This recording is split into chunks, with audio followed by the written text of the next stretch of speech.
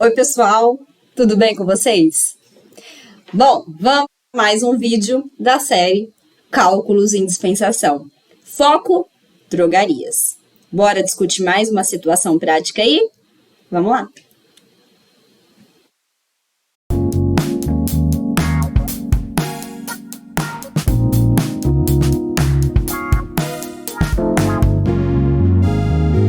Oi, pessoal, vamos lá discutir mais um pouquinho?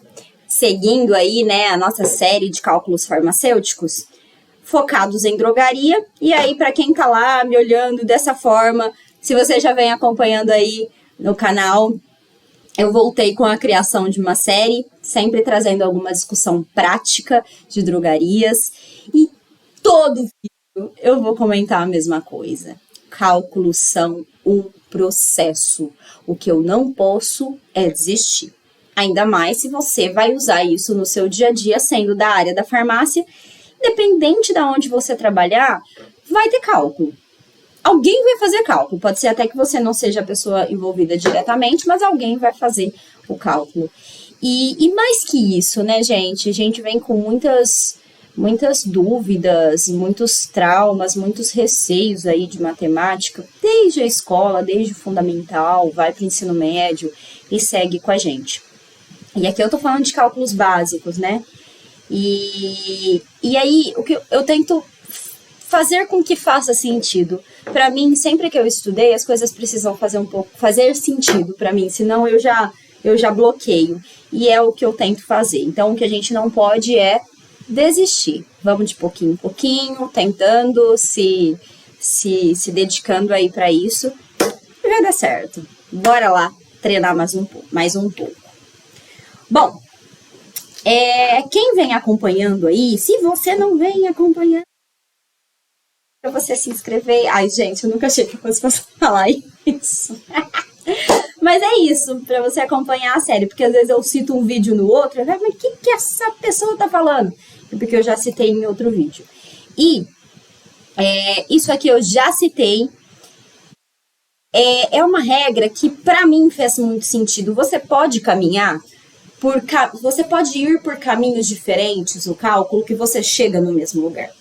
Esse caminho não é que ele é o único, mas ele é um caminho possível que auxilia a gente na interpretação. Porque muitas vezes o nosso problema não é a farmácia, não é a matemática, é o português, é a interpretação. E aí, por onde eu começo, né? E essa dica que eu trago aqui, e agora de uma forma mais sistematizada, é ordem para eu seguir o raciocínio. Quando a gente tem muitas informações num exercício, e eu não sei por onde começar. Bom, primeiro, vamos lá. Exercício envolver peso de paciente, começa pelo peso. Aí ele vai dar assim, ele não vai dar a dosagem, isso é muito comum em casos pediátricos, ele não vai dar a dosagem, ele vai dar uma relação de peso miligrama do medicamento e dar o peso do paciente. Ou você pergunta, se caso não for um exercício, mas o paciente está ali no teu tete-a-tete numa drogaria, você pergunta quanto que o paciente pesa, para você adaptar a dosagem ao peso. Então, se caso tiver citado de alguma forma que há uma relação de dose por peso, você começa daí. Ai, Dani, mas eu posso... Pode. Aqui eu tô te dando uma possibilidade para ajudar a gente a saber o que fazer com esse tanto de número. Já? Segundo, mexi com o peso. Você vai para a dosagem do medicamento, ou seja, a dosagem da embalagem do medicamento. Aí você vai pegar a embalagem e vai ver lá, tantos miligramas por ml. Ou tantos miligramas. Você vai ver a dosagem que está na embalagem. Ah, detalhe. Ô Dani, mas e se não tiver peso de paciente? Se não tiver peso, você começa da dosagem. Você vai caçar o problema do peso para quê se ele não existe? Pula. Se não tem peso, você já vai direto para a dosagem. Se tem peso, você começa do peso, depois vai para a dosagem. E por último, caso esse seja um daqueles casos que envolve um monte de coisa, ele ainda pode ser gotas, forma farmacêutica gotas. Aí você adapta para gotas se necessário. Dani, mas e se não for gotas? Separa no 2. Você vai mexer com aquele problema se aquele problema existe, senão você não olha para ele. Então, dica, pessoal, põe pisca-pisca, LED, post-it, sei lá, na sua anotação aí. Essa ordem ajuda a gente bastante. Bora, vamos tentar aplicar isso, então, numa situação prática. Então, se o cálculo envolver peso, resolva o peso primeiro. E aí, obviamente, eu proponho aqui uma situação que envolve peso para a gente testar. Bora lá? Beleza. Primeira coisa, vamos destacar as verdades. O que é a verdade? Que eu chamo de verdade. É a informação que o caso está te dando. É uma verdade. Então, paciente de 13 quilos, ó, não estou inventando. Isso é uma verdade. E quando a gente, parece bobagem, pessoal, mas quando a gente destaca, para o nosso olho facilita ver aquilo que eu posso estar ignorando, tá? Então, fica mais fácil. Para quem se adaptar aí, para mim funciona muito. Paciente de 13 quilos recebeu uma prescrição do medicamento ao lado. No caso aqui, o Bisolvon. Bisolvon, nome comercial. Calma aí que eu já vou para a embalagem. A dosagem da prescrição pede, olha lá, 0,5 miligramas por quilo. Então, ele não te deu quantos miligramas eu preciso. Porque, às vezes, o caso, ele pode te dar a miligramagem, ele já te dá até em ml, que você nem precisa calcular. Só a quantidade de frascos. Mas aqui ele não te deu isso, olha lá, porque ele é infantil. Então, a dose vai variar conforme o peso, senão uma dose... Porque, assim, uma criança de 6 anos tem muitos pesos.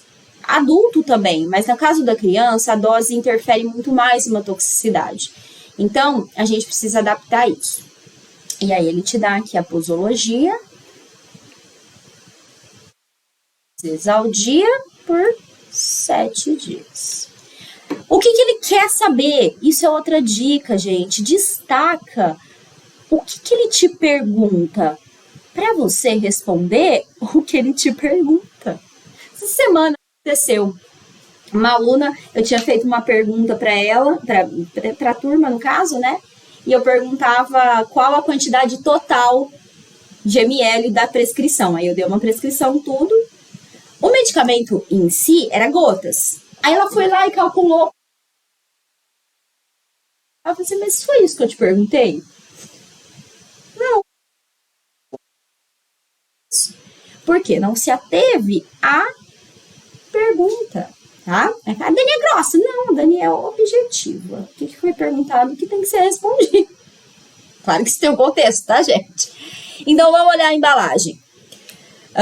Esse produto, ele não é um genérico. Então, ele tem um nome comercial, olha lá, em destaque, com a letra maiúscula começando. E ele embaixo tem o nome do genérico, do nome genérico, que é a DCB, Denominação Comum Brasileira.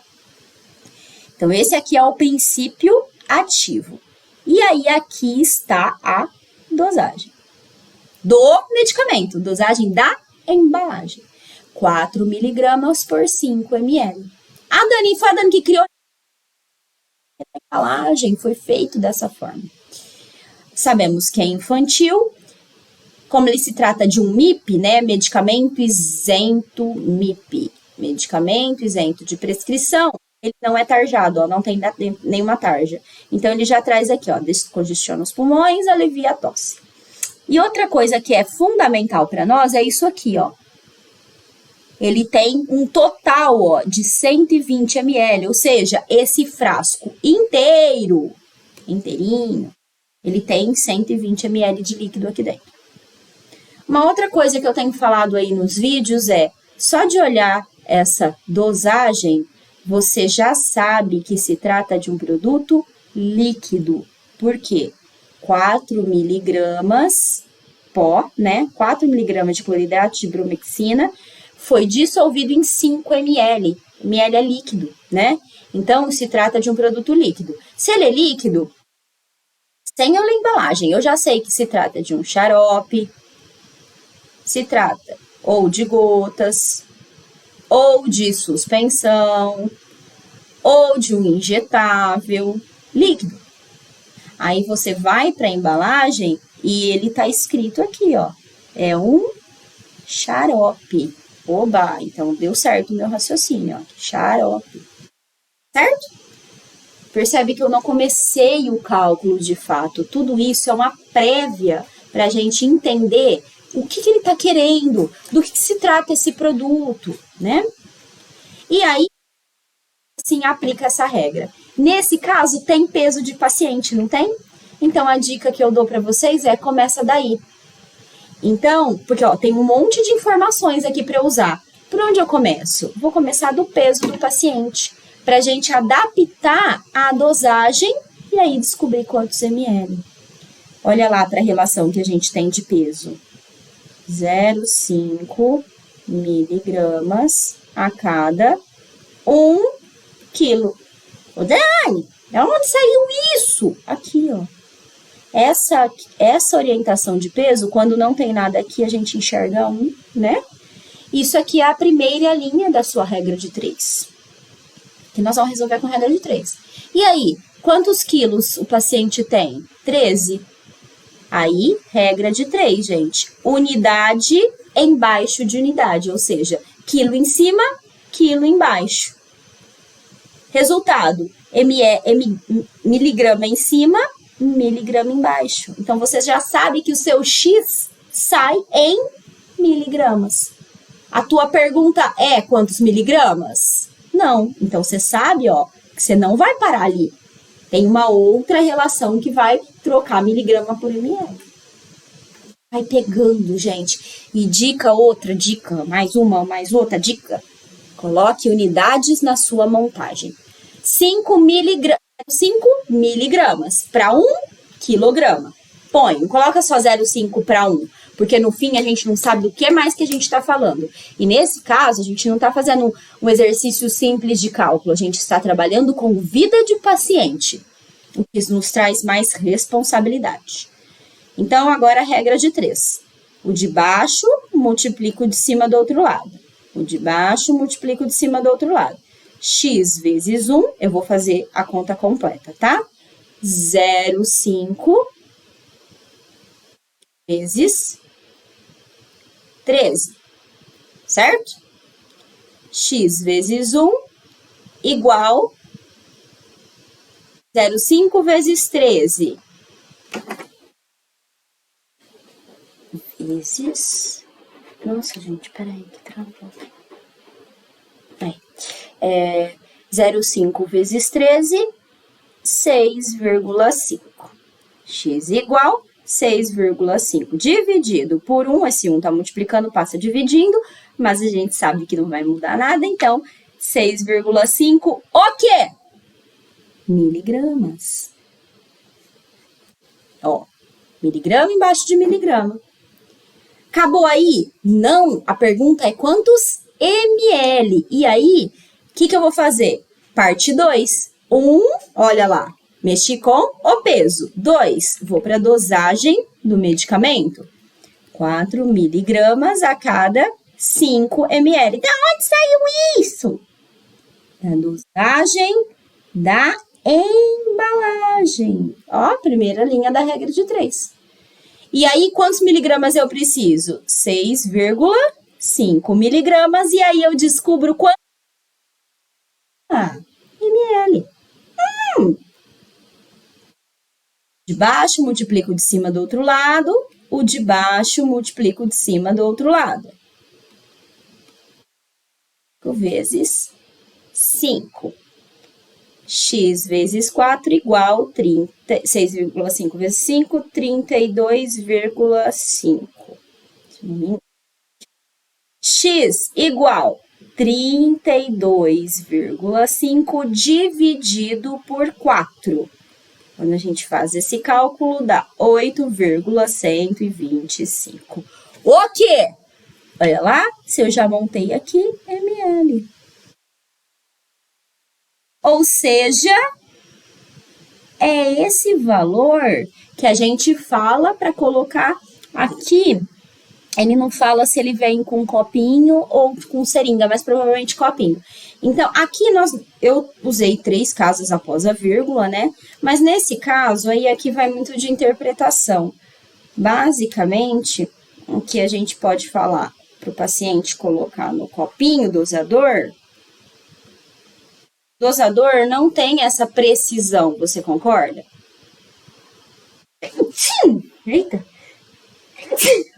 Perdão. O dosador, ele não tem essa precisão. Então, a gente vai falar para ele colocar 8 ml no copo. Tomar os 8 ml por dose. Ok? Tudo bem? Beleza.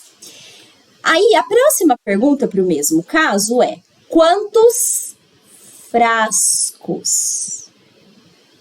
Para a gente saber quantos frascos, a gente precisa saber o total de ml que ele vai usar para toda a sua prescrição. E aí, eu venho dando uma outra dica aí nos outros vídeos, né? Total de prescrição vale para comprimido, para gota, para xarope, para líquidos em geral. Vale você olhar quanto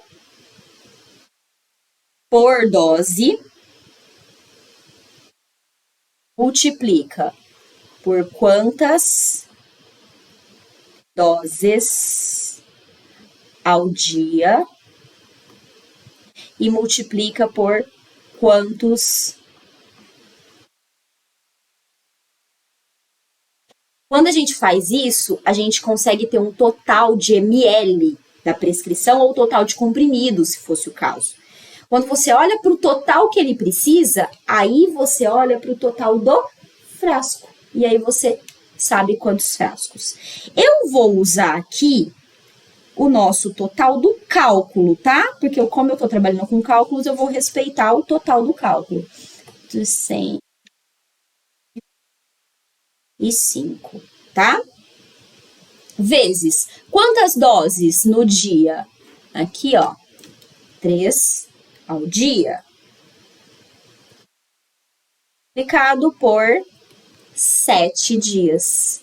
Então, quando eu faço essa multiplicação, ó, quanto por dose, vezes quantas doses no dia, vezes quantos dias, eu vou ter o total da nossa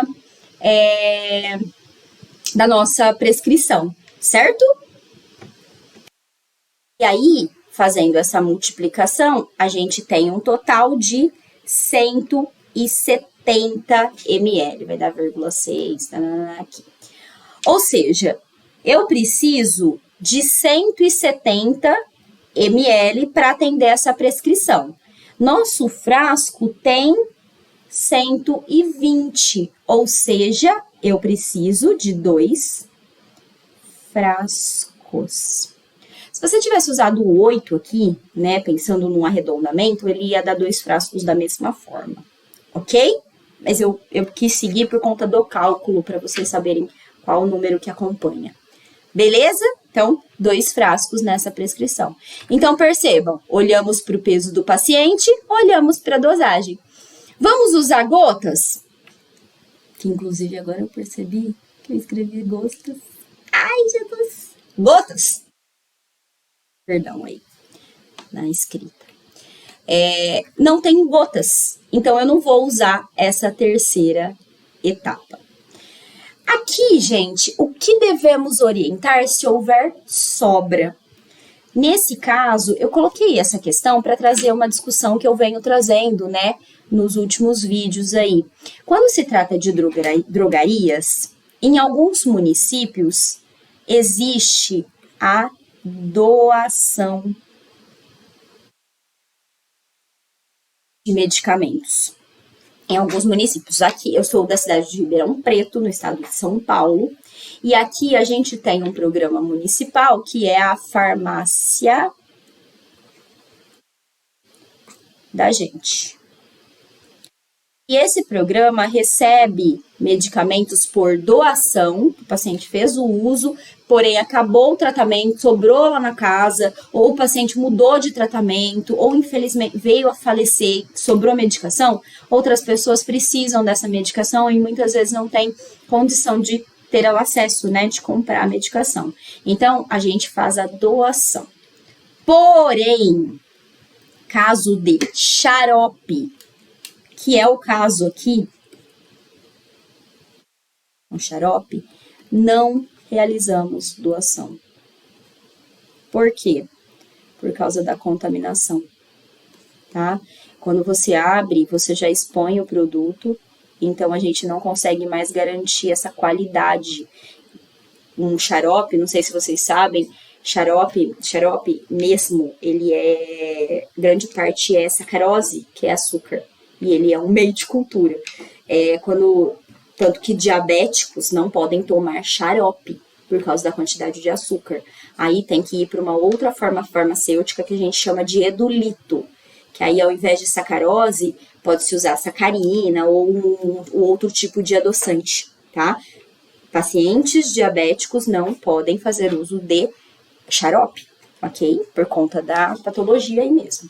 Então, no caso de xarope, após aberto, não há doação.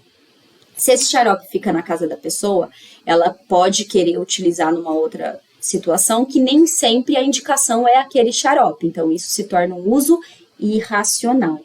Eu sei que tem produto que vai ficar na casa da pessoa e ela vai reutilizar, principalmente MIPs, como é esse caso. Então, a gente até sabe, vale aí você reorientar na hora do seu cuidado farmacêutico. Mas poderia ser um outro tipo de produto. E aí incentivar a doação. Mas no caso de xarope, não pode. Então, esse caso sobrou. O correto é descarte. Que não significa jogar ao lixo. Descarte é levar a um posto de coleta. Ou uma UBS, ou uma farmácia comercial que receba produtos, levar a um posto de coleta. A gente contamina o meio ambiente e o impacto é pra gente mesmo. Dani, você tá falando tudo no mundo ideal. Eu acredito nisso.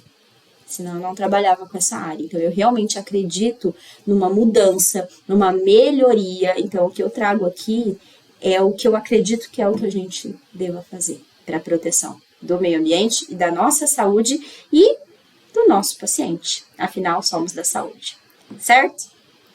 Então, espero que tenha ajudado mais um pouquinho. Não esqueça dessa regrinha que ela ajuda muito a gente a desvendar um monte de número quando eles estão todos juntos ali num caso clínico para nós. Beleza? Obrigada e até o próximo.